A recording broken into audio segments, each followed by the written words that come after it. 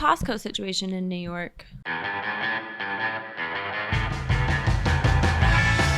Welcome to Spinsters, a podcast where all good things come to an end. Jordan is still on her honeymoon, having the time of her life. So she'll be back next week. Okay. This is a little harder than I thought it would be to ad-lib. Okay, this is actually... Next episode will actually be our last episode.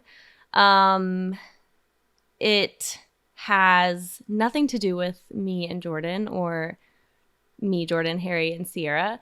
I think that we are all extremely sad not to be paid to talk to each other anymore on Zooms for hours about nothing. But there were just some things out of our control. I think, there's exciting things ahead for us, and we have just loved doing this. So we will talk about this more when Jordan's back next week. Our last episode will be next Wednesday. And yeah, we are very pleased to have Dan Devine on today to talk about his most interesting teams. Dan is one of my absolute favorite people. We worked together at The Ringer. He is now a senior NBA writer for Yahoo Sports, and just one of the nicest, most supportive people you'll ever meet.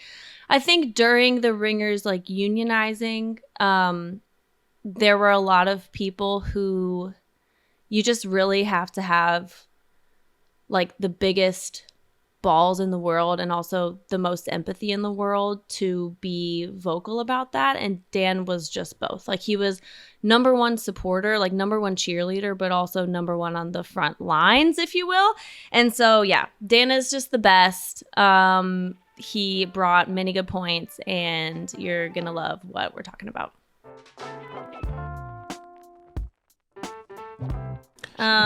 What is something you guys would get from Costco and eat in, or I guess use in an amount of time that would legitimize having it take up space in your apartment, in your New York apartment? Wow. I already know what mine is. Those little mandarin oranges. I could eat 100 a day.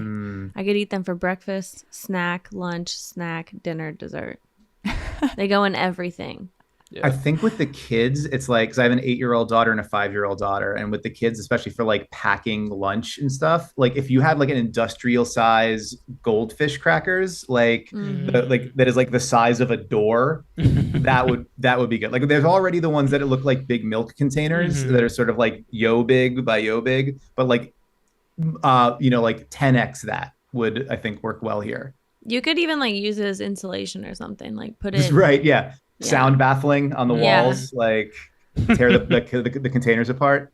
Yeah, goldfish are the optimal snack for taking something to lunch because it's delicious. It's not extravagant. It's not super sugary or maybe sugary at all. It's a good snack. Always I like to describe myself. So, extravagant, not extravagant, sugar, not sugary, delicious, all those things.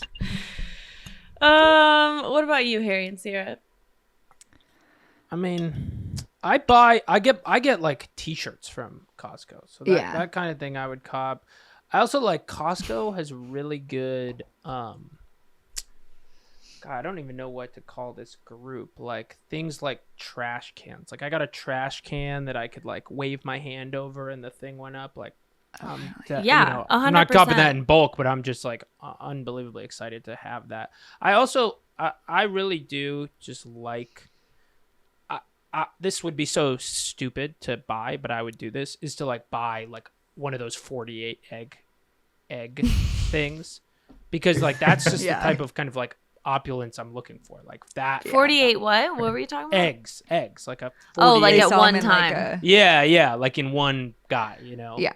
That would be that you would blow up on TikTok if you were that 48 eggs, and I'm gonna eat them in 48 hours. Yeah. And every hour you 48 documented eggs in 48 hours. Yeah. Yeah. There's this Like that's not particularly. It's like a lot of eggs, but that's not particularly hard, Yeah. right? What? sounds like- 48 sounds like- hours. I One would egg an hour. puke, like after the fourth I don't know. I haven't egg. eaten an egg in years, so maybe Yeah, I'm like, aren't you you're vegan? Right. So yeah, that's hubris right there. Being like, I haven't done this in a while, but I guarantee you, I could it's knock been this 3 out in years 2 since I days. ate one egg. What's the I bet most- I could eat 48 of Yeah, them. I don't know, because like even in a scrambled, I could do a boiled egg like It's like 16 omelets. once a day. Yeah, that's a lot of. I mean, the thing is, like, of all the foods that make you pretty nauseous, if it like gets a little bit weird, eggs are top of the list, like absolute Okay. top of the list. Yeah, you get. I won't die on this hill. This isn't. Yeah, I think I don't feel this would be strongly a about very this. strange thing for you to be passionate about. I mean, this is famously like cinema history. This is Cool Hand Luke. No man can eat 50 eggs. When it's like, how do we make young Paul Newman look a little gross? Have him just eating a ton of eggs, like nothing but hard-boiled eggs. It's like even that didn't work. That guy was still gorgeous, but like it didn't make him feel very good. So that was like we've seen that on camera. I don't know that we need the verite version of that. Well, I get nauseous when Rocky does the Rocky, yeah. raw Yes. eggs. Not the most Right. nauseating thing in that movie, I'll say. It's probably him forcing that woman to stay in the apartment. Was that the first one or the second one? I don't know. The first time I saw that movie, I was like, this is the last time I'm seeing this movie. I don't like it.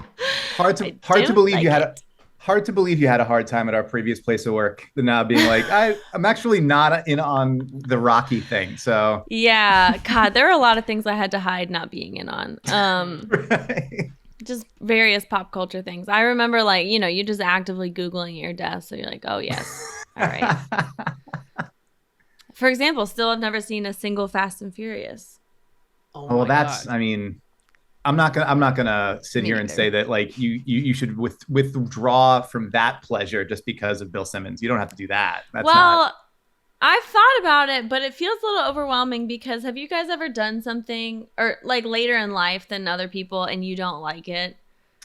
Yes. Yeah. Like yeah, if I know what you're talking I about. honestly sympathize with people who are getting into The Wire only now because yeah, people are like, it's great. It's a great rewatch. It's a classic. But I think it's only a great rewatch if you have nostalgia for it.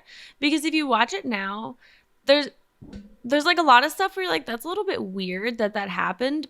But also the creator of the show's weird. And then Yeah. also just beyond that, like my main issue with it is like the quality of the show is like hard to watch. I've said this a billion times. But when they snap the cameras, when they're like staking out, the picture is fuzzy. They'll do like a still screen on the screen and it's fuzzy. So I'm like, what are you picking up from this information? I don't know. I don't think it'd be like the easiest rewatch. So that's kind of my fear for Fast and Furious is that I watch it and I'm like, because right now I can just, feign innocence and be like, or Right. ignorance, I guess. I mean, both, honestly. But, I can I can just be like, I've never seen it. But if I see it, I'm going to have to be upfront about the fact that I didn't like it if I don't like it. And then that exiles me further. Now it's like, she's quirky. She's never seen Fast and Furious. Well, and so Dan, it sounds like you have watched Fast and Furious, so this might be a hole in what I'm about to say, but because I too, from afar, obviously was always like confused about why the Fast and the Furious was like relevant, in Sure. the ringer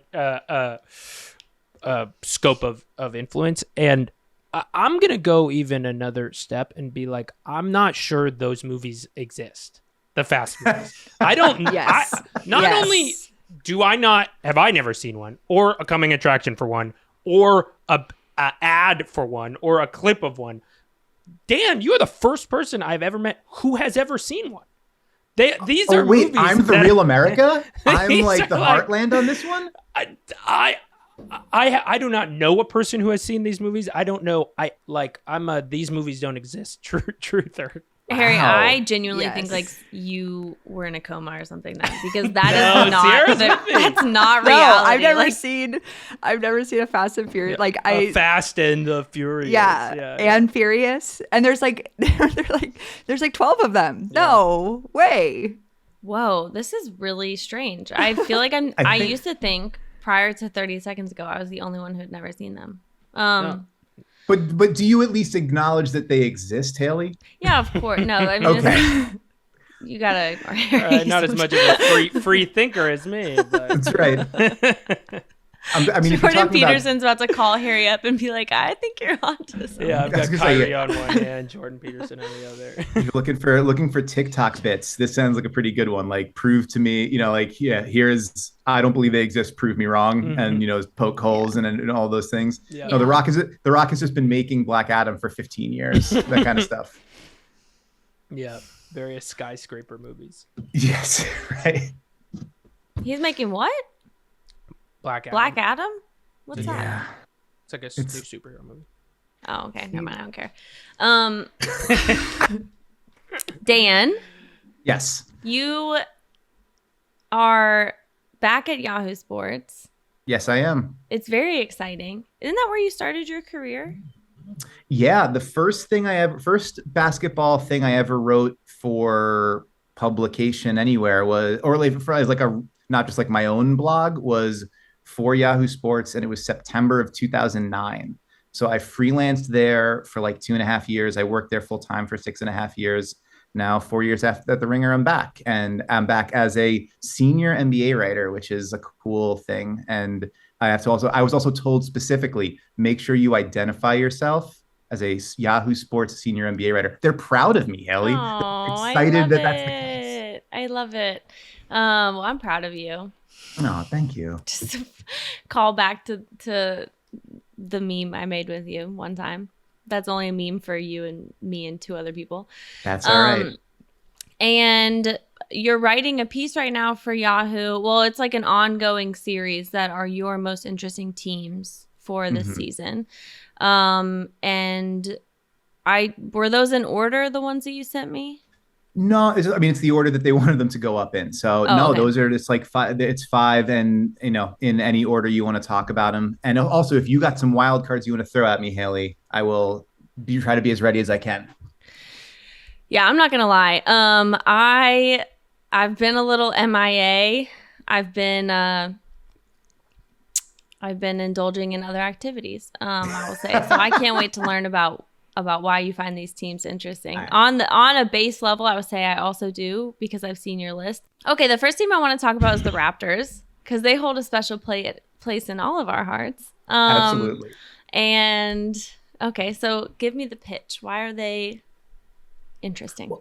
Okay, so remember the last few years, there's kind of been a lot of people that will say, the NBA is getting kind of too samey. Like, everybody's trying to just hunt layups and threes, and can you get these sort of big wing scorers, and can you sort of build a team this way? Everybody's chucking, and the Raptors were like, instead, what if we do like no centers, no point guards except for one, and then like everybody's 6'8" and does sort of everything all at the same time pretty well, and everybody's going to switch every defensive responsibility, everybody's going to bring the ball up the court, everybody's going to initiate offense, and let's just see if we can be freaking weird.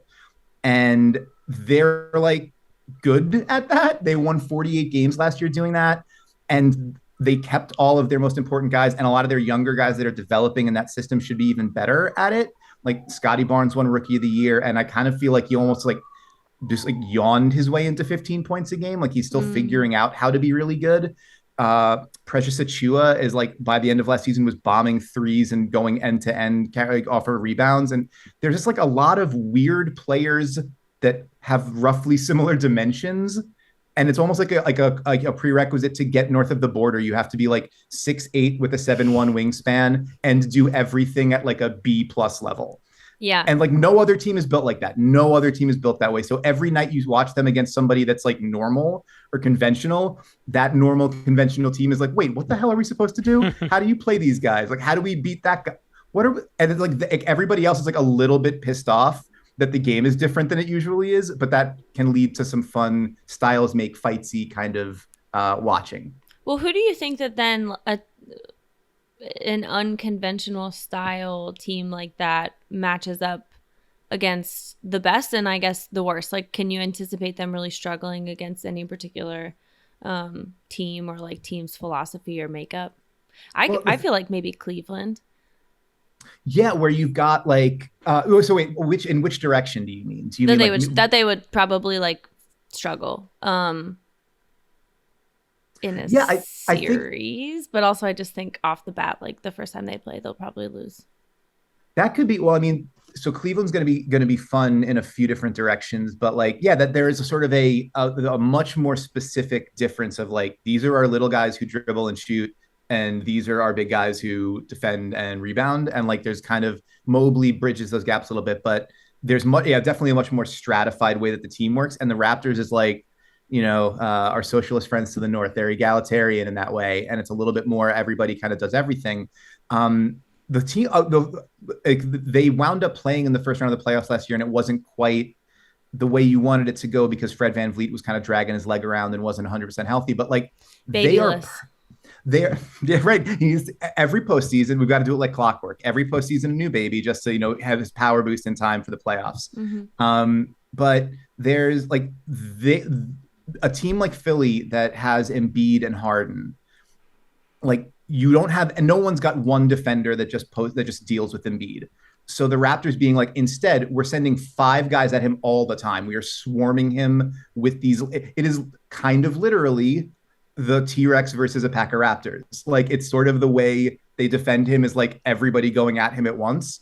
And with Harden, it was, well, can he beat somebody off the dribble? No, because all these dudes are like, they're going to switch everything. And it's 6'8" guys with giant arms that he can't get around. So stylistically, that was like kind of the perfect underdog chance for them to be able to topple a favorite. It didn't work out because Embiid's incredible and VanVleet was hurt. But like, I think that's the kind of thing. Like, there's going to be a lot of teams where there's one guy who sort of is the top of the pecking order, and the Raptors like, well, what if we just swarm that guy and we trust that all of our guys can kind of make up for it on the other end?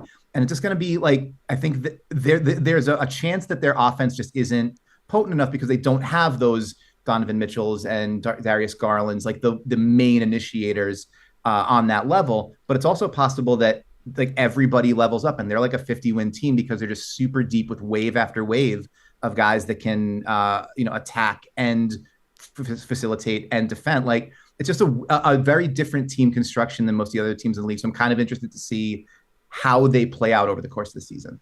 Yeah, because I think it all kind of hinges on, will they be able to stay healthy, which is such a, like, every team has that question mark, but also will they be able to keep up that exertion throughout a season? Yeah. But I mean, to me, like, what's the issue with taking that chance? If this is how your team can succeed best, I just think, I don't want to be like the person who is thinking like 5 steps ahead unnecessarily. I just think it's fun. Like, this is what Bielsa's teams do in soccer a lot, is like they kind of burn out like during the second half of the season, but occasionally it has worked.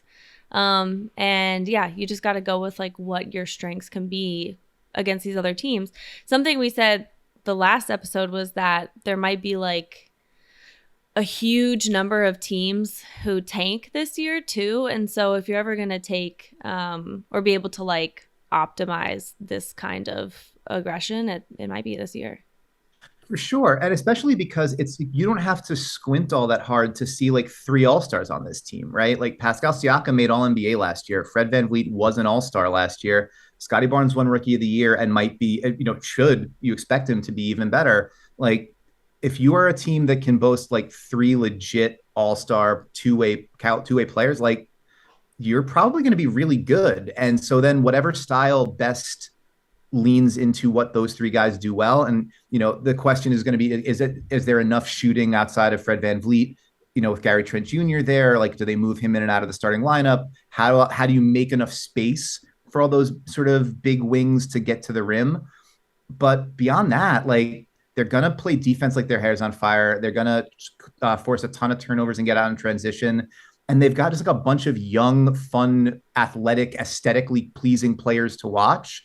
So like, I feel like that they're going to be worth checking in on. And I also like, just as a stylistic variant for most nights that plays a pretty fun, watchable brand of basketball, and that might wind up being really freaking good. Yeah. Well, good. That was very, I think, optimistic but fair analysis. That's what I'm going for. Optimistic but fair. It's still the preseason. Like, everybody's undefeated and going to remain so for the next 8 months. I just think, I think the right way to be going into a season is like optimistic with everyone, because, put that energy into the basketball universe. And then also, if you're right about a team, like, can you imagine if we were the only like pro Lakers people? We're like, no, it's definitely gonna work, and then it ended up working. It was just one of those weird, like, fluky years where it all worked. We would be the smartest people in basketball, even though we made it up. Okay, who's the next team that you want to talk about? Can I interest you in some Memphis Grizzlies? I would love that. So the thing about the Grizzlies is, like, from a narrative perspective, you make the big leap, and then what's your encore, right? Like, how do you write the next part of the story after you get really good? Friend of mine, Paul Flannery, used to cover the NBA for SB Nation, used to say to me, like, the most fun you can have in the NBA is right before you get really good. So you think about those teams that were like, they weren't at the peak of it, but they were getting there, and everybody was so amped about it.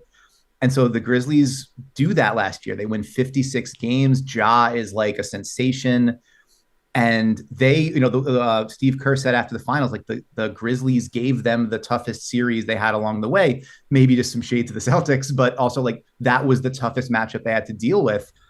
And so now, where do you, like, the arrows pointing upward, the expectations are much higher, but also the West is better, right? Like, the Clippers are healthy now. The Nuggets are healthy now. The Lakers, we'll see. Obviously, you and I have staked out our position as being the two most positive Lakers prognosticators out there. It's totally going to work, and we're going to be right, and everyone's going to have to clip this and tell us. Like, there's just so much depth in the conference. So, like, they could be still really good, but not win 56 games. That's really hard to do. But the flip side of that is, like, Dillon Brooks missed most of last season. Ja missed a ton of time. They didn't have their best players together a lot last season. I forget the exact amount of minutes that their starting lineup played, but it was really small. Like, what if those guys play together more and they're even better this year? So there's, like, this variance capacity for them of, they're going to be fun. They're going to look to run every chance they get. Ja is must-watch TV whenever he gets the chance to play. But also, like, I don't know, they could be right back up at the 2 seed, being incredible because their guys are all together more. But they could also be finding themselves fighting for the play-in again, which is a stage that they thought they were past. And from it's like the way that the story kind of develops, I think that's a really interesting place for a team to be. Yeah, absolutely. I will point out that isn't Jaren Jackson Jr., he's going to miss the beginning of the season because he's got the foot injury. So that, and I think the timetable was like the timetable it always is when someone has an injury at the beginning of the season. It's like November to January, which means it'll be February. Like, it's either going to be mid-January or it's going to be February. Maybe he'll try to come back in like December, but then they're going to be like, yeah, but Christmas, like, we can take the holiday break. Like, let's just take a while. One thing I'll say to that though is that again, just from the perspective of how does a team problem solve, also presents some pretty interesting choices for them. Like, the guy who was the backup for last year, who played and for the last several years, was Kyle Anderson, slow-mo, and he's gone. He's in Minnesota now. And so they kind of don't have a veteran backup at the 4. So it's all these young guys. Like, is it going to be the rookies that they drafted, Jake LaRavia or David Roddy? Is it going to be Santi Aldama, this guy who barely played last year, but then had a nice summer for them and was playing, looking good early in the preseason? There's all these sort of, like, unproven, untested guys that they totally believe in, because they like the Grizzlies look for certain things when they draft in terms of, assist rate and shooting and the way they create steals and blocks and stuff like that.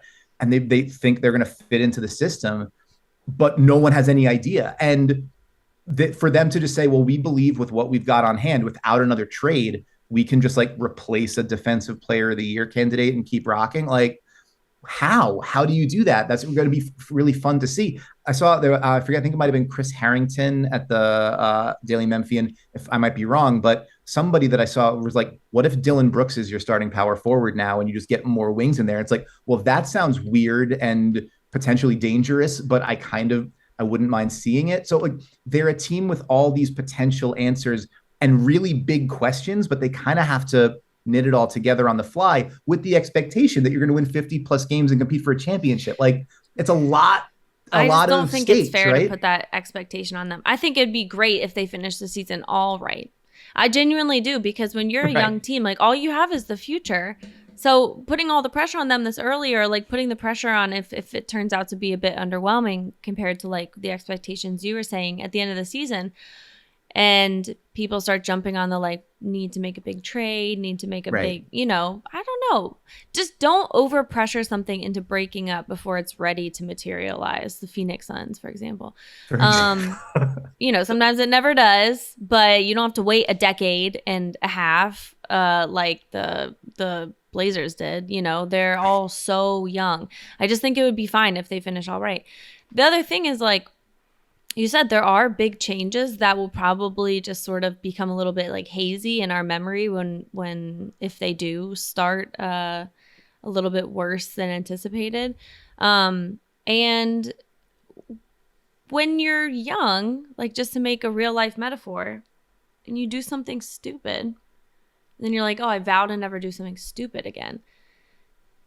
And then you have a good stretch, you always do something stupid again. So I guess the metaphor here is like, if you have a bad season, it doesn't mean that you're only going to have bad seasons. Like, you come back from that and you learn for a while to not have bad seasons. It just happens. It's just part of life. You know what I mean? We've all taken very embarrassing L's in our youth. So I hope that there's not too much pressure on them. But I think there is. I guess is what I'm saying. I mean, I think you're absolutely right. Like, they don't have to just look at it and say, if it doesn't happen this season, it's never going to happen. The I guess counterpoint to that is, like, with the teams like the Thunder of years gone by, where it was like, we're going to be here every year, and then, it doesn't. So you got to sort of seize those opportunities when you get them. But you're absolutely right. Like, it should by all rights be the start of something. Like, they extended Jaren Jackson Jr. last summer. They extended Ja this summer. They're going to make a decision on Dylan Brooks and where they go from there. But Zaire Williams is there. They have all these young guys that they've drafted. They believe they've got Desmond Bane is going to be up for an extension after the season, I think, and they love him. I'm sure they want to build around him. So, like, they've got the core of something that should stand the test of time.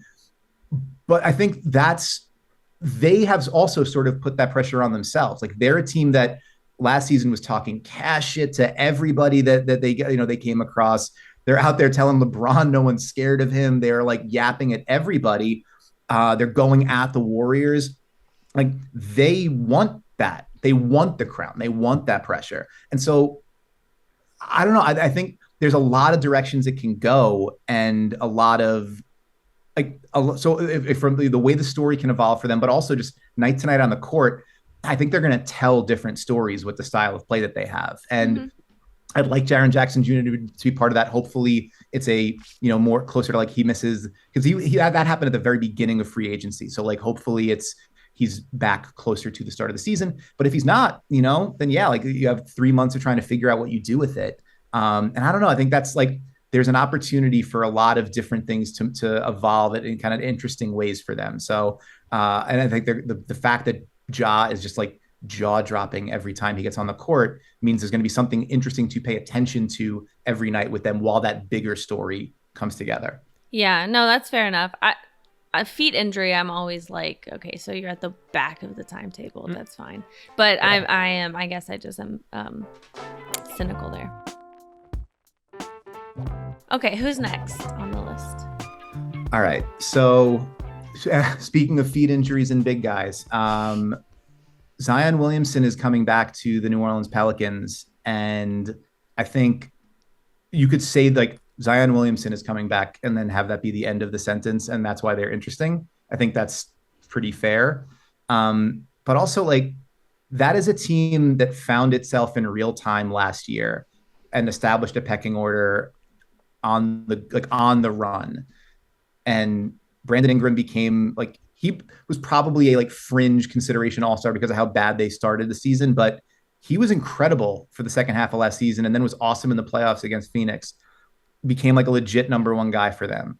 CJ McCollum comes in and instantly it's like, oh, wow, I'm actually a point guard. I probably should have been playing point guard for the last 10 years, except I was on a team with a better point guard. But is And like the fact that he's 6'3" and not that good at defense doesn't matter as much when you're a point guard. And that's true. Like you have more guys around you. And they draft these wings, they develop these young guys, they find, Jose Alvarado kind of in the undrafted pile, and they build a team that makes sense. They were, I think, I know Haley, you're a big fan of advanced analytics, so let's talk about the stats. Plus 5.2 points per 100 with Ingram and CJ on the floor together. Like that was the same net rating that the Warriors had last year. So they were really good with their main guys on the court after the trade deadline. They pushed Phoenix to 6 in the first round. And now they're going to replace Jackson Hayes in the starting lineup with Zion Williamson, who the last time we saw him actually play was like... When was it? It was this like May of 2021, I think, was the last time he played a game. Oh, no, that can't be right. 500 something days. Yeah. Or so maybe it is May of 2020, like a close to a year and a half. Have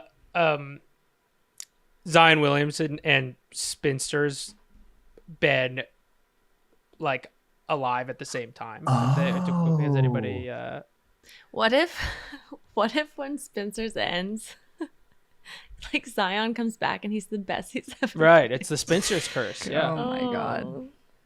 I mean, that's maybe you're like a sacrifice that's the basketball world. A necessary sacrifice. Yeah. This is the real reason. Yeah. I just, you know what? I'll say it. I have absolutely zero thoughts or hopes for the Pelicans because I just feel like investing anything into a player, not investing anything, but counting, all of these verbs make it sound like I'm anti-Zion. I just don't even want to expect anything because I'm just so unsure at what he's going to be, for how long he's going to be it. I can't remember. They might be in this room, or it might be one of my other friends who told me in confidence, which I'm repeating now. On a podcast in front of a microphone? Yes. Okay. But I'm not saying the name, but also they might be in this room, proverbial room. Someone thinks that Zion is like going to be not irrelevant his entire career. Are they in this room? Wasn't me. Okay. Mm-mm. I thought it was you, Harry. I'm pro Zion. But now I do know who it is. Unlike the and she Fast Hello. series, I do believe in Zion. Okay. Yeah. I think that's like, listen, I would say I respect your desire to not be hurt. Again, Haley, I respect that you are guarding your heart and trying to, erect barriers where they need to be. But I also think that part of this whole experience is learning to live and love openly, right? And being willing to have yourself dragged through the dirt, but with the idea that eventually at the end of that line, something beautiful may come out of it. And New Orleans has had like a real bad run of the stars that they get eventually leaving them, and the teams that they were looking forward to rooting for a long time not being all that interesting or all that good for that long. And this is like a chance, it felt like something organic happened last year. And there was the like Grinch's heart grows 3 sizes kind of moment toward the end of the season where all the talk about Zion had been like, he's going to miss the whole year and everyone's waiting for him to go to New York and his shoe contract is going to push him here and his stepdad's going to push him there and whatever else. And then like he's back on the bench watching them win and play, and like the playoff games in New Orleans being like parties, and he's into it and he's vibing with it. And then like now he's, as soon as they gave him the contract extension offer, he signed it and got excited about it. So like you're absolutely right to say like we don't necessarily need to put expectations on what was like a 36-46 team last year, right? Like we don't have to do that, but why the hell not, right? What else are we here for? I'm convinced. All right. I'm there it is. I'm gonna back. soften your heart, Haley. I'm gonna bring it around. Rooting for the Pelicans is like an essential part of the human experience. Thank you very much. I watched like 4 minutes of New Orleans preseason basketball and saw Zion like rip through, drive baseline, and dunk, and I was like, he's back. He's Here we go. 12-year career. Like he's not getting injured again. He really is like unbelievable when he's. Remember how excited everyone was when he was coming to the NBA, and we just like haven't gotten to see it yet. We need to tap back in to that excitement. Mm-hmm. You're right. That was the last time we were unified on something. Let's all do ayahuasca. Totally. It Okay. takes Well, you that's like a back. separate conversation, but all right, yeah. I'm in on that too. No, for Zion. Hey, listen, if you're out there and you're hesitant on Zion and you want to get back to a place where you remember your old feelings and emotions about him, do some ayahuasca. You don't even have to go to South America anymore. They do it in the States.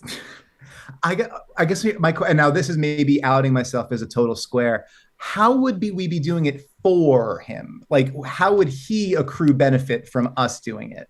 Nothing except for our support. This is mostly for us. Again, like you It's said, to mostly open for our us, hearts okay. again. Right. Well, we could take some of his clothes, harvest some of his sweat. I mean, there are ways we could. Yeah, no, there. know. I mean, yeah, could there's do that. definitely that's different. That's another drug completely. But yeah, no, I think that If he could feel the overwhelming support of just thousands of can you NBA imagine fans if he's like focusing their energy on him at hundreds of once? thousands of people did ayahuasca for me. Hundreds of thousands of people vomited. We're starting a cult right now. Yeah. Well, We're getting a little culty, but hey, all right. This is Whatever what it I mean. takes. It's what I was really hoping for out of this experience. I was like, maybe I'm going to go on this podcast with my friend and start a cult today. Maybe that's Yeah. what's going to happen today. It's been building. I'm trying to think about what drug would be necessary for all the teams you've mentioned so far. I think the Nuggets, you don't need a drug, which we're about to, don't need one. They are the drug. The Pelicans, we've established. The Grizzlies, it's ayahuasca. The Grizzlies, I don't know. I mean, Painkillers. I feel like, because I mean, they're already kind of sped up, so maybe it's like a downer, right? Maybe, You or need a maybe it's, depressant. it's feeling like DMT. Oh, you're going. DMT. okay. It's feeling a little DMT to me.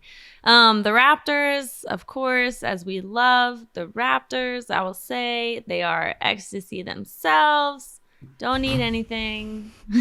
We love the Raptors. Okay. Well, also wait. We also hang on. If we're going to transition to the Nuggets, it's got to be weed, right? Like it has to just be getting extremely high and watching Nikola Jokic and thinking that he's an actual dinosaur or something like that. Yeah. Okay. Yes. I'm in on that. So number one reason to get excited about the Denver Nuggets, so the next interesting team we'll talk about is getting so high that you think that Nikola Jokic is like at a building with arms. That sounds really good. But from a basketball perspective, it's like we got to see what they had a plan and an idea and a way of like, we're going to build this thing. And they put the final piece into the puzzle and they traded for Aaron Gordon. And they got to watch what that team looked like for 5 games. Notable homophobe, Aaron Gordon. Really? Hold on, Dan. I'm so sorry. Please remember by your all point. means. This is the funniest fucking thing to have happened in the offseason. Okay, I think it was Anthony Edwards. Anthony Edwards had took a video and it was of these guys who were just having a good fucking time. And I forget what slur he called them. I think the F, or did he just call them I think that's right. Did he insinuate? I think he said the F slur. But anyway, it was offensive. It was horrible. I was like, dude, come on. Like, we all want to support you. You even understand how many NBA fans are gay. Like, just don't do it, And he apologized. It was a nice apology. I feel like it could have been more. It could have been more. Anyway, so he is experiencing the fallout of his actions, right? He's fully experiencing it. He is also, other people are witnessing just how bad this can be, which I will say, everyone should have learned from Rajon Rondo, who is another notable bad person. Not calling Anthony Edwards a bad person, but just Google Rajon Rondo bad things he's done lately. Who also made a homophobic remark. When was that? 2015? Like, was he with Boston when he did that? I'm pretty sure. So anyway, that was the Bill Kennedy thing, right? With the ref, where Bill Kennedy then was like, oh, by the way, I'm going to come out as gay and talk to Kevin Arnovitz about it. Yeah. Yeah, 100%. Okay, anyway, so don't be homophobic, right? But everyone sees the fallout of this. Literally, I think it was a quote tweet of Anthony Edwards I don't know if he got suspended. To be honest, I didn't keep up with the story. I was like, I'm checking. He got stupid. fined. He got fined. Okay, yeah. Because the thing about it is, like, if you get your news from Twitter, you get so many people being like, why would he get fined? Like, da, da, da. And I just don't want to see that stuff.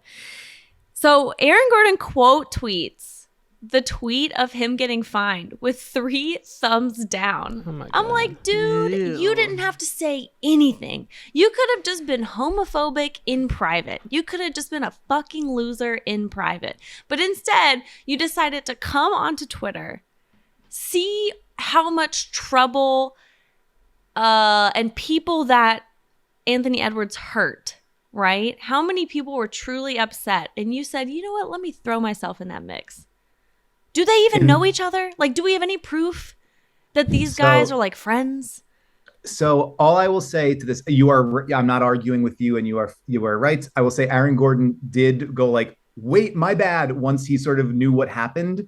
This is Mike Singer at the Denver Post. Aaron Gordon on the Anthony Edwards tweet. I hate seeing my brothers get money taken from their pockets. ... That being said, I was ignorantly posting emojis. It's a valid fine. And he did not know what Edwards had been fined for. I don't believe that for 1 second. There's no way that he was like, just randomly like, oh, he got fined. You know what? There's no way. Like, you're not going to have, and if you don't have the thought process to like let me see what he got fined for. Yeah, then you're a bonehead anyway. What the fuck? Yeah. I'm sorry. I just think that is so, that was the funniest thing to happen this entire postseason, because he had absolutely no need to do that. You don't need to include yourself. It's like when the Myers-Leonard shit happened. If he, like, imagine if he was like 3 thumbs down to him getting kicked out of the league. Like, you don't have to do, or I mean, he was never like hard kicked out. He was soft kicked out. He was soft fired, to use a modern term. But anyway, it's just he not quietly quit. He not quietly quit. My other idea for this, like most interesting teams, was we could assign them like the hyper specific labels that girls are giving themselves on TikTok. But I forgot all of them because my brain is washed over by the fact that one of the new ones is called Warm Girl.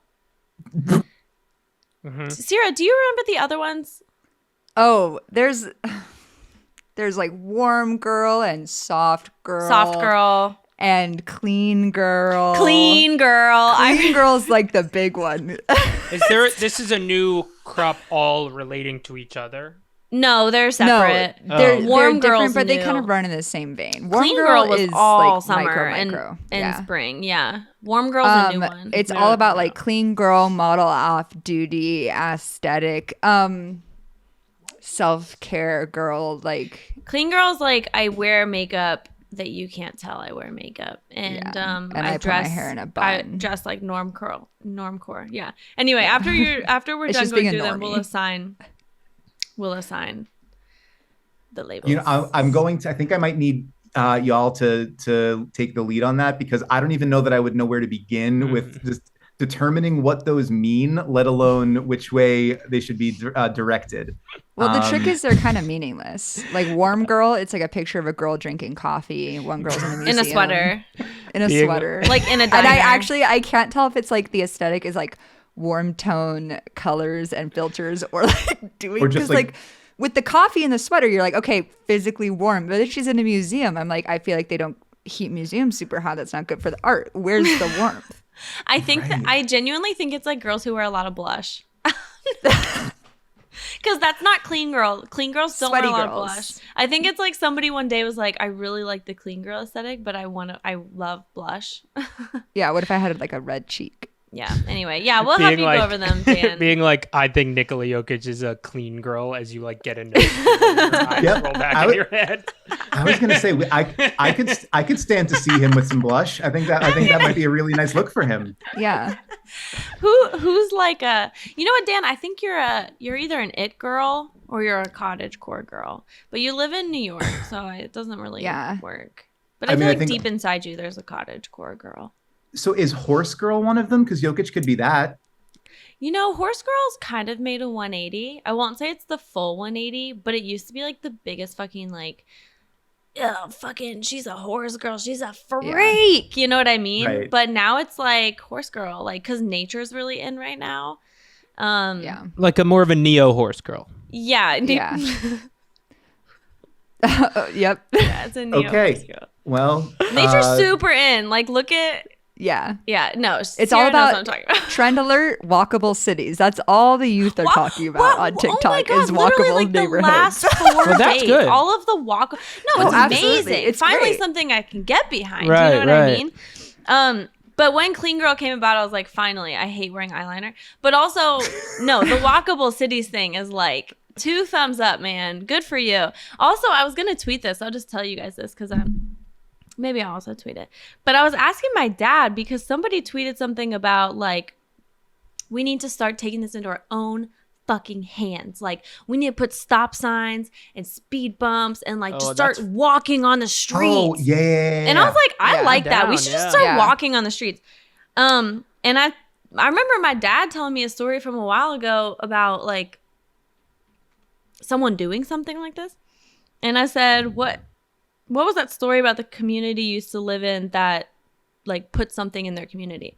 And he said, this was in Columbus, Georgia. A subdivision of houses was on the north side of town. As the area to the north grew, many people used this residential street as a cut through, 1,000 cars a day. Now that might be a little hyperbolic, but I don't That's know. a lot. They tried speed bumps, but nothing changed. One night, the residents sealed one end with planters and a concrete barrier. City said they would remove it, but they didn't. Problem solved by community action. Probably 1979 or 1980. The first time he told me the story, too, I remember he mentioned that the city, I think, removed it one time, and they just put it back. And they were like, we'll always put it back. So Dude, that's where we need That's to go. rad. Yeah, walkable community girls. Walkable community girls. Plural. I love this. I love everything about it. I'm not entirely sure how it relates to Jamal Murray, but I love it. Also, I have to stop and just like stop it for a second and just say like, Haley O'Shaughnessy, you said that you thought I might be an it girl. And like, what a nice thing to say about me. You're the first person. You're the first person ever said that about me. And it took 40 years, but I got it. And thank you so much. That's like such a sweet and kind thing to say. Oh, you're 100% an it girl. I'll take it. So the point with the Nuggets was like they didn't get to see their full team, and now they get to see their full team again, and they added some more wings. But we can move on from them if you would like to. No. Actually, I don't want to because I think of all the teams you're talking about, the Nuggets are the one where I think I would like to pick to watch like every single game. I've always loved the Nuggets. Last year, I was like, the Nuggets are going so far. Even when they don't have everybody, which the last 2 years they have not, like notably. They've made it work. I love a fucking team that can make it work. I love like the type of, I mean, it just feels like for the last, I don't know. I love when you embody everything that like Will Barton is. And you're like, I'm going to put it into a team. I'm going to make that my team identity no matter where he is. Like long after he's gone. I just feel like that's the Nuggets so much. And it's also impressive to me that you can still be entertaining when your second and third best player are gone. I don't know if that's like consensus third best, but they. No, I think so. Like, and it's in like, you know, general things that we can appreciate. Great in passing. That's really good. That just symbolizes your team likes each other. I always like a team that likes each other too.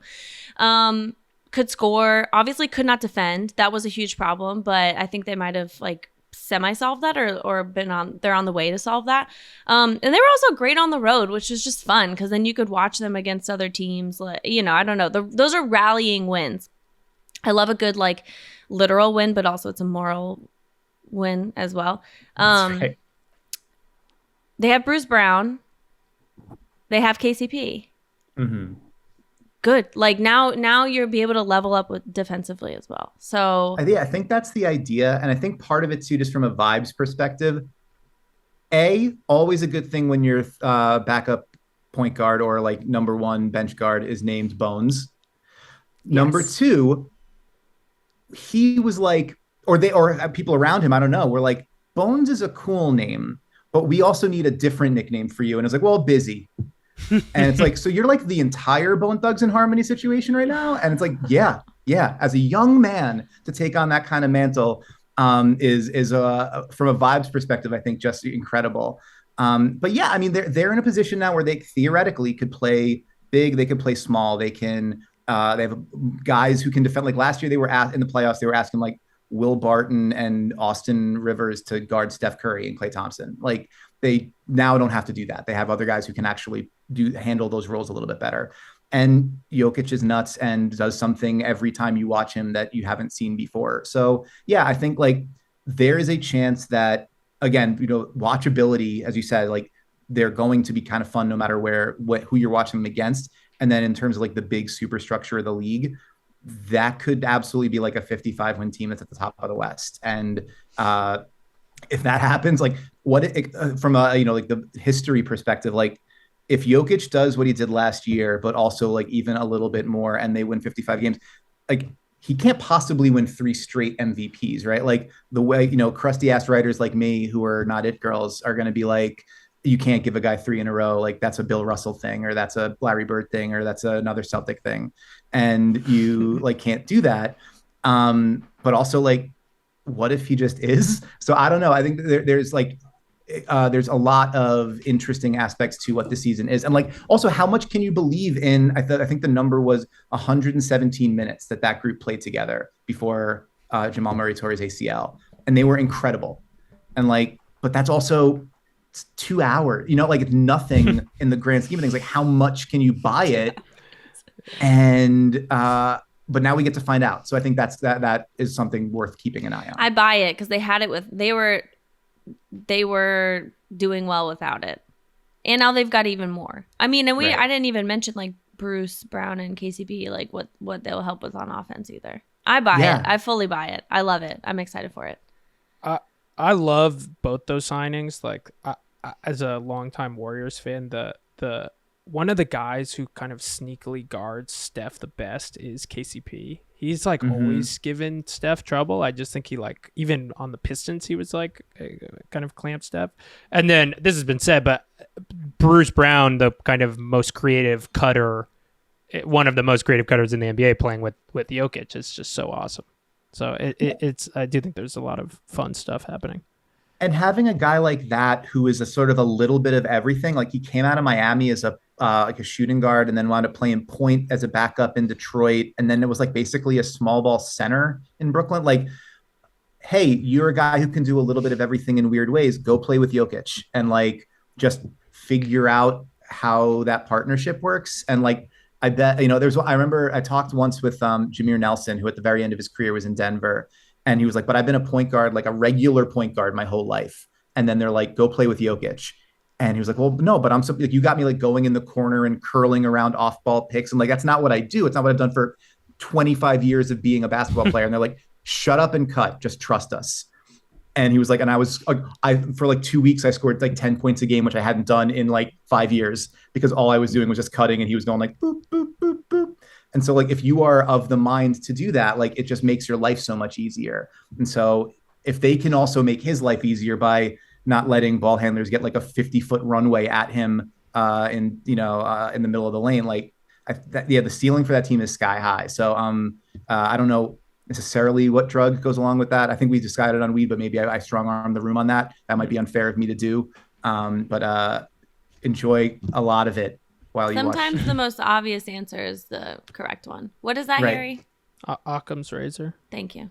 There you go. Man, what am I going to do without you just filling in like every time I don't think of something? You call me up. Perfect. Yeah. I know. No, seriously. I think the way I've got through life is literally just being like, what was that called, to someone around me? I like have the basic grasp of what I want to say, but I can never complete the picture on my own. That's okay. Okay.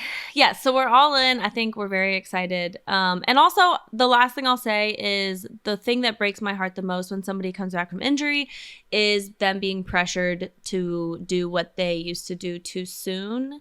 Hopefully, they've surrounded Jamal Murray with enough relief that even if he comes out like his... God, remember when he was like... why can't I think of the... Knicks player right now RJ Barrett, when he was like like RJ Barrett before RJ Barrett, just like some shooting nights he'd go like 1 for 10, then he'd go 9 for 10, Then you go Right. 1 for 15. That's a little bit exaggerated. But you know what? If you need to come in and do that right away, I think they've got you. I think you can do that and adjust. Just don't get online. Don't watch TV. Well, I was going to say that Nuggets are also putting together, especially with these Aaron Gordon tweets, an all-time bad internet team. Wait. Is anyone else? I mean, they've got Jamal Murray has posted his penis on the internet. That's true. They've got True. they've got I forgot about that. Our man Michael Porter Jr. Right. I mean, yeah, it's almost camp at this point. Yeah. And then Aaron Gordon. The Aaron Gordon thing is just it's almost just hilarious because why would you do that to yourself? Not to derail that, but is Camp Girl a thing? Because I feel like Camp Girl seems like it could go somewhere on TikTok if you were just like, I don't know, like very Rocky Horror adjacent or something. I'm not sure. Camp Girl would only be someone whose camp would never do a enter That's a here great girl. point. So That's a Camp great Girl point. would automatically be like you physically like to go to camps. That's what I was thinking. Yeah. Yeah, it would Summer be like camp girl. you enjoy camp. Yeah, Which or exists. And summer that's just crunchy granola girl, which we talked about, I think, in the last episode. Yeah, I can't remember if that was stayed in or if I needed that clarification before. Yeah, yes. So yeah, the only way that camp is gonna get into the blank girl space is if they can really prove it's gonna maybe like in a year or so they actually end it by making it cool, because they've done it in such a heightened, horrible way, which would be good for society. I mean, fair enough. If we want to go out on a heightened, horrible note, we can go to Minnesota, where we just talked about our man Anthony Edwards for a while. Yeah, for sure. They are as a team and as an experiment. They were the fifth one on the list for me because of the Rudy Gobert of it all. We have a center who's an All NBA center. We have a way our team works. How do we make it better? We don't get to necessarily pick because we're in Minnesota. What superstar would come here to elevate us? We don't necessarily have the cap space to go sign a guy. Let's get another big center that people maybe don't always like, but figure out how to mash them together and make it work. And I think the fact that they traded everything they could possibly trade to get Rudy Gobert represents a pretty big bet on Edwards being that's the future. That's the guy who we think will be our our insert superstar wing here that elevates us. And I think that's a really big gamble, especially when it's hard to dig yourself out from a bad deal or a deal gone wrong in a place like Minnesota. But I love that they're trying that. I love that they're we have an offense that we think can be really good. How can we aftermarket parts snap on a top 10 defense?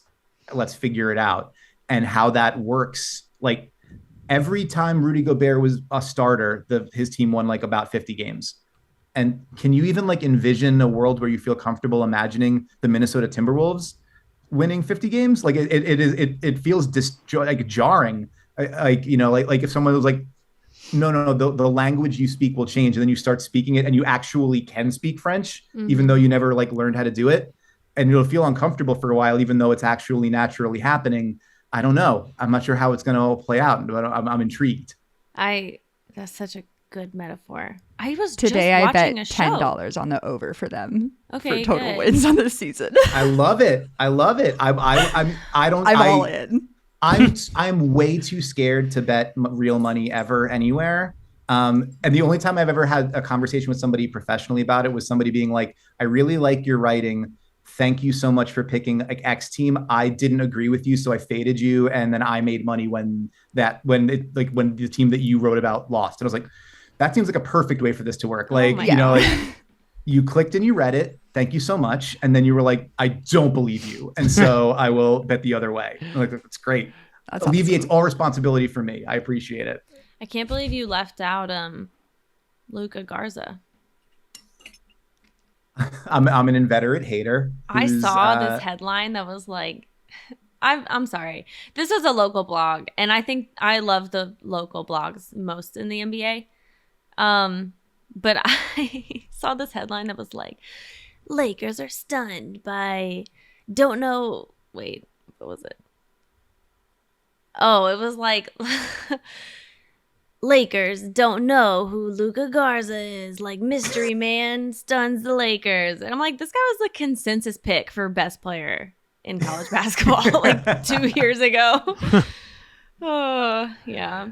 They really like him. I think Chris Finch was like, yeah, that he's gonna be like or he's gonna get a shot to be a rotation guy for them. But like how many minutes he gets when they've got Cat and Gobert and Naz Reid and like they just signed they brought in Kyle Anderson. Like we'll have to see how much time he gets, but more dudes who can like kind of do multiple things seems like a really good option for them, especially since they traded away like 3 rotation players and a bunch of like they gotta have to find rotation players somewhere, more of them. So I bet he'll have like an amazing 3-game stretch in February or something. The most interesting thing to me about Gobert and Cat together is that, like you said, Gobert is someone who I think of course, like it's been pointed out a million times that he's limited in certain spaces, but he is one of the most consistent at what he does. Mm-hmm. And Cat is one of the most inconsistent at what he does. But other than that, like I think it's going to be garbage. Oh, really? So you are going against Sierra here. You're betting you are. No, I think this team is going to fail spectacularly. Why? I want to hear this. I really badly want to hear this. I don't think that there is a clear leader on the team. Mm-hmm. I don't think that you can point to a transplant to be that. A infamously like disliked transplant to be that. I don't think you can count on the player who has failed to be a leader in the like 7 years he's been in the NBA on the same fucking team. I don't think you can count on someone as young as Anthony Edwards to save them. I don't think that he himself will have a garbage season, but again, like one player can't save a team. I'm not saying they're going to like be Wolves bad, by Wolves standards. Betting all of it on this, I don't think it's going to materialize. Like if you make the playoffs, amazing. You're not making it out of the first round. Wow. All right. I think I'm on the other side of you on this. Well, here's the thing. This podcast is ending. So nobody will be able to. I will literally be in a cottage in Vermont by the time that the playoffs come around. Mm-hmm. So cottagecore. I respect it. No, I think you're right. I mean, also it's like incredible D'Angelo Russell slander from you to not say there's not a leader there. Like honestly expected better from a Louisville girl, but like that's neither here nor there. Excuse me? The minute that he didn't go to Louisville for school, I was like, nah, might as well not even be from here.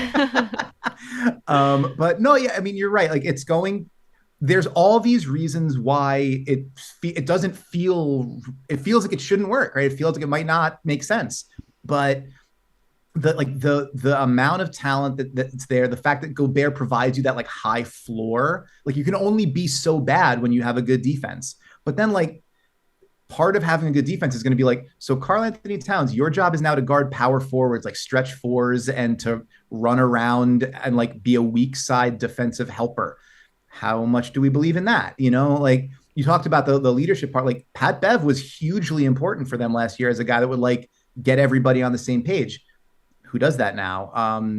And like, how does it all kind of, the elements are pretty combustible and like you could see it. I could absolutely see it being a 50+ win team. And I think you're right. Like even as you look at the way the West stacks up, at least a couple teams that think they're going to be awesome are going to be like clawing to get into the play-in. Right. And like, that would be like, I'm optimistic that is like, they're not going to reach that downside, but if it starts to spiral, who pulls them out of it, I think is a really interesting question. Right. Like the first practice where they've had like a 3-game losing streak, who's like the positive person there? Who's the one who's like, let's get together and blah, blah, blah. I think that this goes against a lot of things that I always tell people I think it's stupid to do, but which is like trying to put a personality on a player that I don't personally know, but just based off play style and personality on the court, I guess, I feel like Anthony Edwards is going to reveal himself in his career to have a similar intensity to Jimmy Butler. And that's a particularly interesting comparison when you consider the team and the players that he's around. In this context, right? Yeah. And so I also think that maybe as he gets older, there might be more frustration in the kind of like lackadaisical way that Cat can play. And I also just don't think that like when a player is frustrated, Rudy Gobert is the one who's like, hey man, we can do this. Like maybe he is, but do you believe him? No. I would never follow him anywhere. Sorry. Right, let alone to like the gates of hell in a playoff series, right? It's like, no, we've seen you. And that you could say, though, it's not his fault. Those Utah teams had nobody to stop the ball, whatever. But like we saw a tactical decision. We go 5 out, we move you to the corner, and you're not a problem anymore. We saw you get mopped up 2 years in a row doing that. So like, we saw your entire team give up on you and make you play defense alone. Right. Yeah. Like that's kind of more telling even than like maybe a little bit of shortcomings is that your entire Jazz team gave up on you. Like Donovan Mitchell looked like he'd never played defense in his life because he did not like you. So yeah, that matters. The combination could go sour for sure. But I think watching them try to figure it out, like from an X's and O's standpoint, and also from that personality meshing, I think that's going to be a really interesting thing to watch over the course of the next few months. Like if they come out roaring and are like 30-9 or whatever, then like obviously all the vibes are great. And we're going to hear all the stories about how, you know, Rudy's knitting the team together or Anne's coming into a leadership role or Cat can finally relax a little bit and whatever. And then if it's the other way, or if they're, you know, like just like inching along or at 1 step forward, 2 steps back, I'm really interested in what those stories wind up looking like then. The thing that I think initially got talked about when they joined is like, how are these two big guys going to play together? And then it was sort of swept like, oh, they're going to figure it out. But I really do them as a Twin Towers like is really stretching the limits of my ability to imagine a way two players can play together. You know, like the Allen and Mobley, I think was maybe the second hardest, and that actually worked. Like I was like, once I saw it, it was like, oh, okay. And you know, somewhere on the way other end is like when Harden and Embiid teamed up, it was like you could spend 2 seconds thinking about it and you would know, oh, okay, I get how good these guys. I really like, how are they going to play together? What is Gobert going to do when Towns like pump fakes and drives hard left? Like I just don't even like, is he going to run to the corner? Is he going to backpedal? Is he going to try to is Towns going to throw lobs? Like I just it's totally and I'm sure confusing to me. I think that like the argument for them fitting together is that Gobert is the traditional center, right? When you like boil it all the way boiled down and it's caramel. Like he's the traditional center. Cat is the non-traditional center. Old school, new school. Put them together. Like he'll be on the perimeter more. He'll be inside more. However, there is variance in the game of basketball. There's variance in an offense. You can't keep doing the same thing all the time or teams figure it out. So to your point, like, yes, absolutely. I have never thought it made sense. Yeah.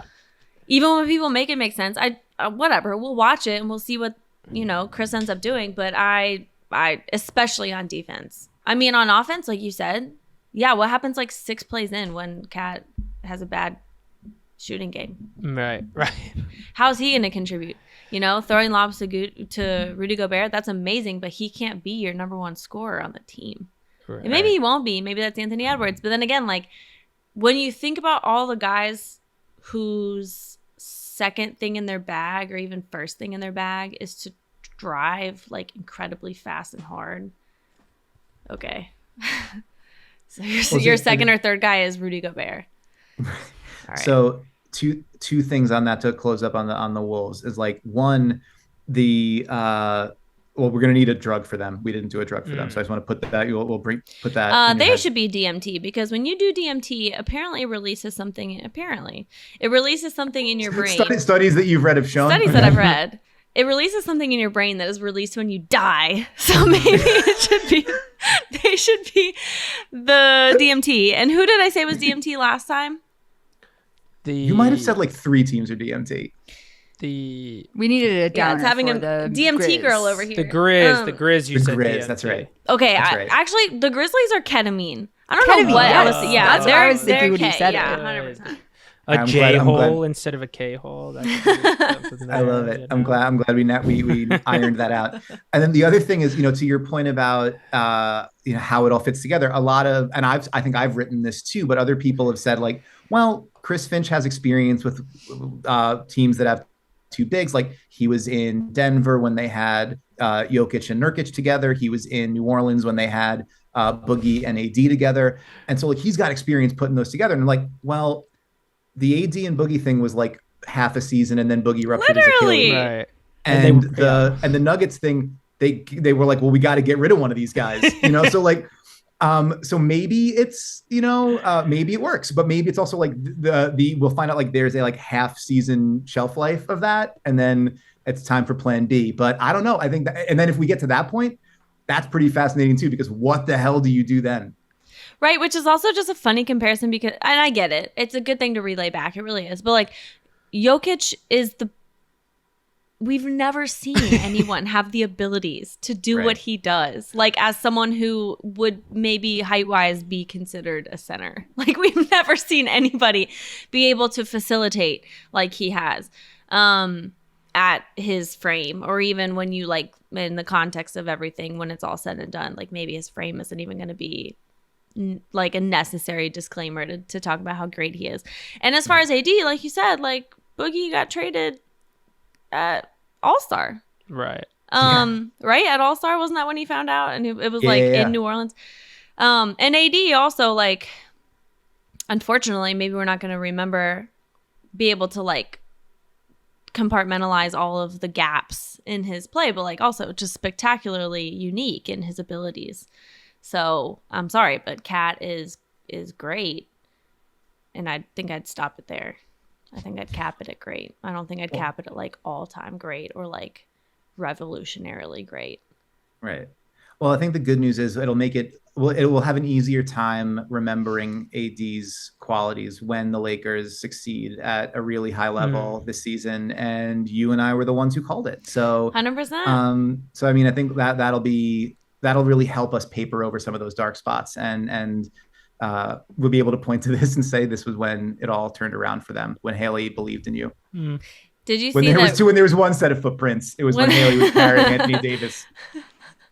I for the first time in I think my entire life, I Googled a Bible verse yesterday because Russ had it on his Instagram story. Did you guys see this? No, I didn't. Hang on, I'll pull it up. I wonder if it's still in my Google history. So I started using Google like multiple tabs because Sierra thought it was weird that I was just Googling stuff on the same tab. Here's a little look at my tabs. Wegmans, Kentucky. Fidel Castro basketball. I want to get a print. I think that'd be pretty cool. Willie Nelson concert dates. He's only in California the rest of the year, which is a big bummer. Is Charlie Hunnam happy? Is Charlie? What a great search. So one of those I have replaced the Bible verse, but let me just, I bet I can Twitter search it. Westbrook Bible. Who's Charlie Hunnam?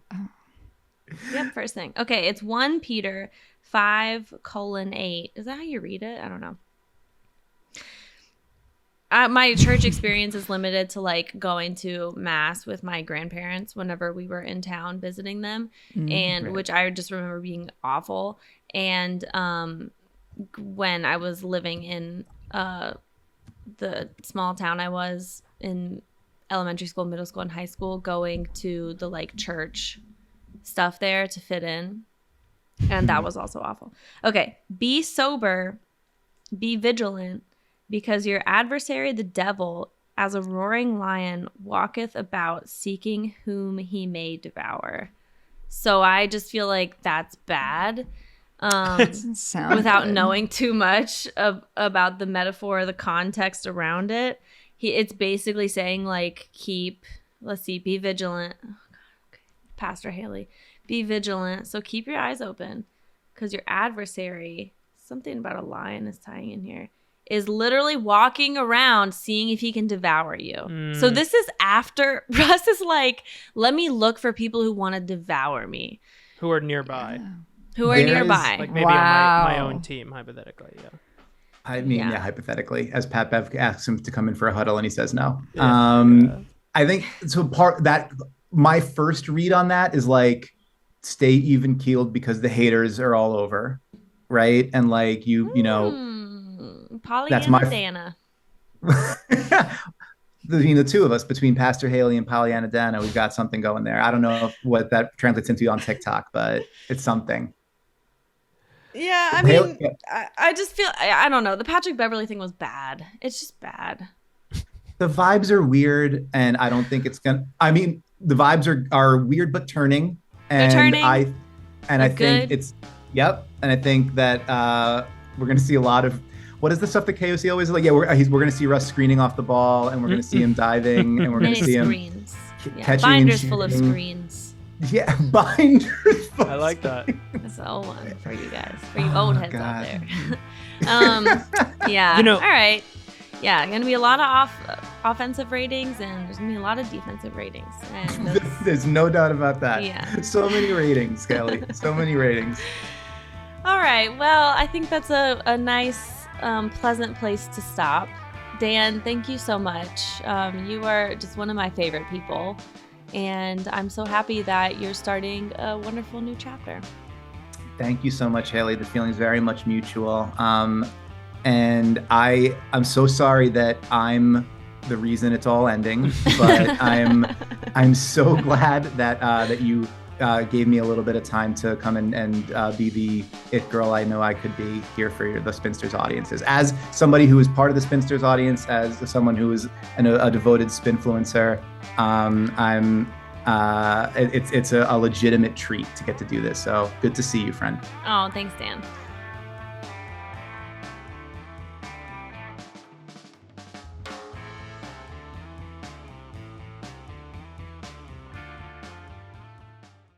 Hey, what's up, y'all? This is Chris Long, Greenlight Pod. Check us out. We do mostly football, but we talk to anybody interesting. We talk about anything interesting.